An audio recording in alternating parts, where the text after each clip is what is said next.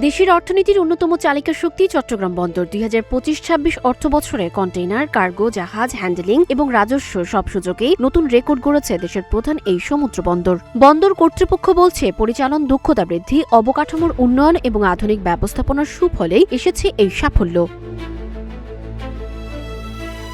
চট্টগ্রাম বন্দর কর্তৃপক্ষের প্রকাশিত তথ্য অনুযায়ী সদ্য সমাপ্ত অর্থ বছরে বন্দরে মোট ৩৫,১৮,৮৪১ TEU কন্টেইনার হ্যান্ডেলিং হয়েছে।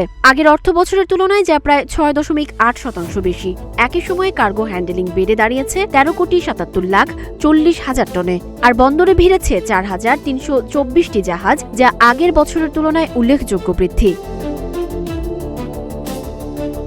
শুধু পণ্য ওঠানামাই নয়, বেড়েছে পরিচালন দক্ষতাও। কন্টেইনারবাহী একটি জাহাজ বন্দরে গড়ে অবস্থান করছে ২.৩৮ দিন।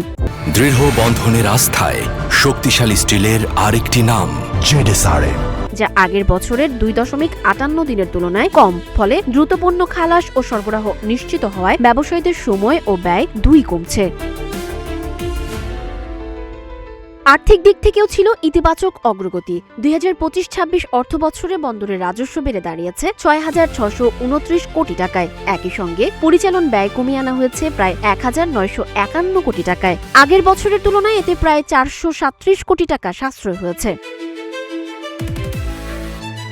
চট্টগ্রাম বন্দর কর্তৃপক্ষের সদস্য কমোডোর আহমেদ আমিন আবদুল্লাহ জানিয়েছেন, বৈশ্বিক রাজনৈতিক অস্থিরতা ও মূল্যস্ফীতির চাপ থাকা সত্ত্বেও দক্ষ ব্যবস্থাপনার মাধ্যমে সেবার মান অক্ষুণ্ণ রেখে ব্যয় কমানো সম্ভব হয়েছে।